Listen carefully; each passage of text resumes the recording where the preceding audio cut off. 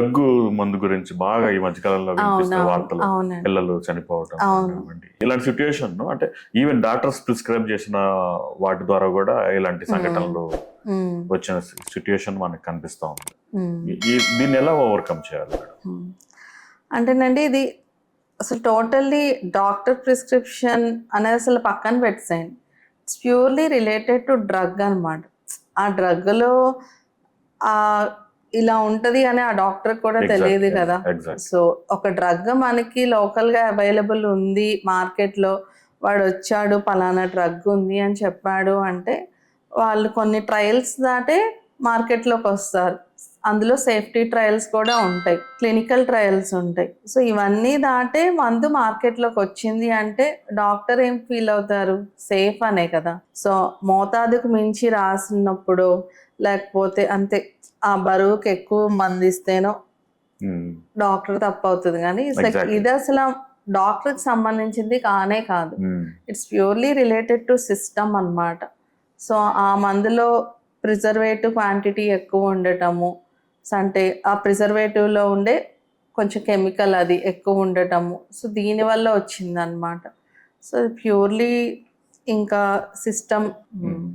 పిల్లలకి మన immunity power అనేది తక్కువ ఉంటుంది కాబట్టి బయట వాతావరణంలో పార్కులు లాంటి చోటకి వాళ్ళు తీసుకెళ్లి మిగిలిన పిల్లలతో ఆడించడం అనేది అది మనము సజెస్ట్ చేయవచ్చు అంటారు. అది ఇమ్యూనిటీ తక్కువ ఉండటం జనరలైజ్డ్గా అలా ఏం టర్మ్ లేదండి. ఓకే.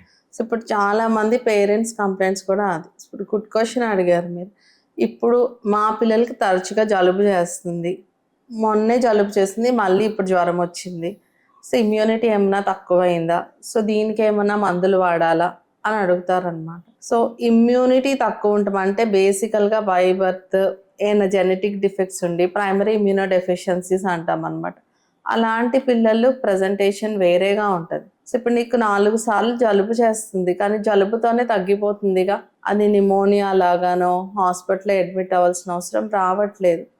సో ఇదంతా part of building up immunity. వీడికి ఇలా 2-3 సార్లు ఇన్ఫెక్షన్ వస్తే ఆ వైరస్కి యాంటీబాడీస్ ఏమంటారు మనకి అన్ని సెల్స్ ఇమ్యూన్ సిస్టమ్ అంతా ప్రిపేర్డ్గా ఉంటుంది. రెండోసారి ఆ ఇన్ఫెక్షన్ వచ్చినప్పుడు ఫైట్ చేసేస్తుంది, అసలు ఆ జలుబు దగ్గు కూడా ఎక్కువ అవ్వకుండా చూసుకుంటుంది అనమాట. ఈ ఫ్రీక్వెంట్గా ఇన్ఫెక్షన్స్కి ఎక్స్పోజ్ అవ్వటం కూడా ఏంటంటే ఇమ్యూనిటీని డెవలప్ చేసుకుంటూ ఉంటుంది బాడీ. ఇమ్యూనిటీ తక్కువ ఉంటామంటే డాక్టర్స్ చెప్తారు మరి వాళ్ళకి ఫ్రీక్వెంట్గా హాస్పిటల్ అడ్మిషన్స్ అవసరం రావటం, గ్రోత్ వెయిట్ అవి పెరగపోవటం ఇలాంటివన్నీ ఉంటాయి అన్నమాట. రెండోది మనకి హెల్దీ డైట్తో పాటు స్ట్రాంగ్ ఇమ్యూనిటీ కావాలి అంటే గుడ్ స్లీప్ అవసరం. అలానే నువ్వు ఇన్ఫెక్షన్స్ ఎక్స్పోజ్ అయినప్పుడు మనకు ఆ ఇమ్యూనిటీ కొంచెం బిల్డప్ అవుతూ ఉంటుంది. సో ఇవన్నీ పార్ట్స్ అన్నమాట. అంటే ఆడుకుంటే ఇన్ఫెక్షన్స్ వస్తాయి అనే దానికన్నా ఆడుకుంటా ఉంటే 2-3 సార్లు ఎక్స్పోజ్ అవుతే ఇంకా ఇమ్యూనిటీ స్ట్రాంగ్ అవుతుంది. సో బయటికి తీసుకెళ్ళి ఆడించడమే మంచిది. సో కొంతమంది అతి జాగ్రత్త వల్ల ఏం చేస్తారంటే మామూలుగా అంటే పెద్దవాళ్ళలో ఏం చేస్తారంటే చాలా మంది సిమ్టమ్స్ ఏమైనా కనిపించిన వెంటనే వీళ్ళు అది రాకముందే టాబ్లెట్ వాడేస్తూ ఉంటారు. సో దీనివల్ల ఏమవుతుందంటే మందు యాంటీబయోటిక్ రెసిస్టెన్స్ ఇలాంటివి వాళ్ళకి డెవలప్ అవుతా ఉంటాయి. సో తల్లిదండ్రులు అదే అలవాటుని తీసుకుపోయి పిల్లల మీద కూడా రుద్ది చిన్ననాటి నుండే శరీరం దానంతా అదే పోరాడే శక్తి కాకుండా మందుల మీద డిపెండ్ అయ్యే సిచ్యుయేషన్ ని వాటికి తీసుకొస్తున్నారు. సో దీన్ని ప్రివెంట్ చేయటం ఎట్లా మేడం? డెఫినెట్ గా అండి. అంటే ఇమ్యూనిటీ డెవలప్ అవ్వదు అని అసలు ఏం చెప్పలేము.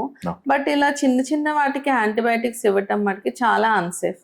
మనకి ఓరల్ యాంటీబయాటిక్స్ దొరికే వాటిని మనకు అవసరం లేనప్పుడే మనం మిస్యూజ్ చేసామనుకోండి, నిజంగా అవసరమైనప్పుడు అవి పనిచేయవు, అంటే రెసిస్టెన్స్ డెవలప్ అయిపోద్ది అనమాట.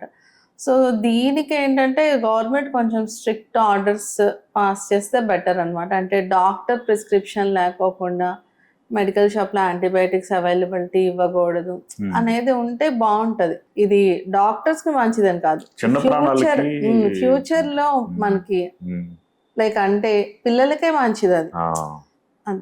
అలాంటిది ఒకటి వస్తే బాగుంటుంది.